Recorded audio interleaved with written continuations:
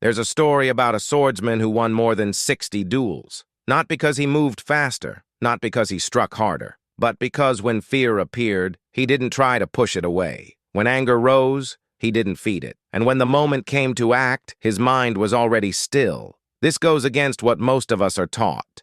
We're told to control our emotions, to suppress what we feel, to manage the chaos inside. But Miyamoto Musashi didn't do that.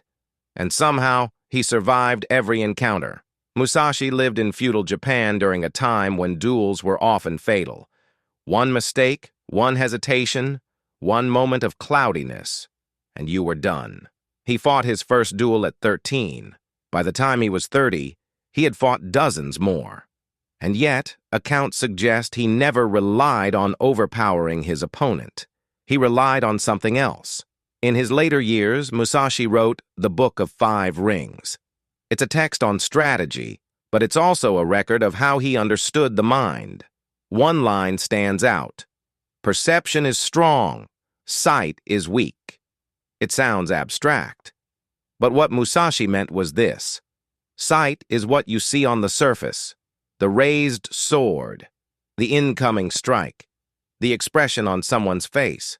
Perception is what you sense beneath it, the rhythm, the intention, the space between movements. Sight reacts, perception observes, and observation doesn't require control. Musashi didn't train himself to eliminate fear. He trained himself not to cling to it. When fear appeared, he let it pass through. He didn't suppress it. He didn't wrestle with it. He just noticed it. The same with anger. Anger could rise, sharp, hot, immediate, but if he latched onto it, his clarity disappeared. So he didn't latch on. He observed.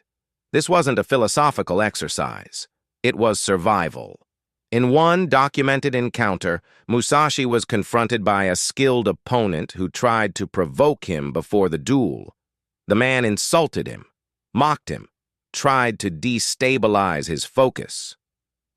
Musashi didn't respond, not because he was passive, but because reacting would have meant engaging with something that had no real weight. When the duel began, the opponent was already off balance. Musashi wasn't. There's another account from later in his life. By then, Musashi had stopped dueling. He had retreated to a cave to write and reflect.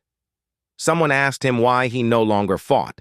His answer, as recorded, wasn't about age or exhaustion. It was about rhythm. He said he had learned that timing, true timing, wasn't about speed. It was about stillness. And stillness didn't come from forcing the mind into silence. It came from not interfering with what the mind already was. Most people think mastery means controlling yourself, locking down your fear, shutting off your anger, managing every impulse.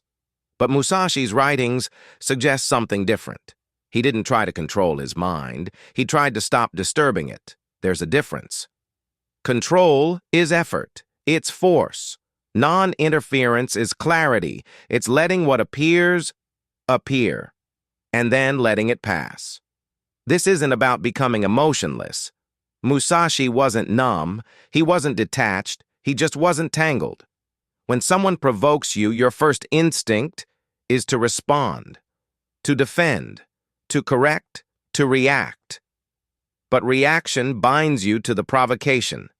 And once you're bound, you've already lost your footing. Musashi understood this. He didn't avoid conflict. He avoided being pulled into the rhythm of someone else's chaos. You see this same principle in how he wrote about combat. He talked about matching the opponent's rhythm and then breaking it. But you can't break a rhythm if you're caught in it. You have to be outside it first, observing it, not controlling yourself, just not interfering. In the Book of 5 Rings, Musashi wrote about the importance of a calm spirit. But he didn't say, force yourself to be calm. He said something closer to, do not let your spirit become disturbed. It's a subtle difference. One implies effort, the other implies release. Accounts suggest that in his later years, Musashi lived quietly. He painted, he wrote, He practiced swordsmanship alone. He wasn't training for the next fight. He was refining what he had already understood. That mastery wasn't a technique, it was a posture of mind, a way of not holding on. Most of us will never fight a duel, but we face provocations constantly. Someone says something that stings. Someone challenges us in front of others. Something inside us flares up. Anger, defensiveness, fear. And we think we have to do something with it. Shut it down, express it, manage it. But Musashi's approach suggests another option. Let it appear. Don't cling to it. Don't suppress it. Just observe. This doesn't mean you become passive. It means you stop reacting from disturbance. And when you stop reacting, you start responding. There's a clarity in that, a kind of stillness that isn't weak. It's just unshaken. Musashi won 60 duels, not because he controlled his fear, but because he didn't let it control him. Not because he eliminated anger, but because he didn't feed it. He observed what appeared, and then he moved. Mastery isn't force, clarity isn't control, and stillness isn't the absence of movement, it's the absence of interference.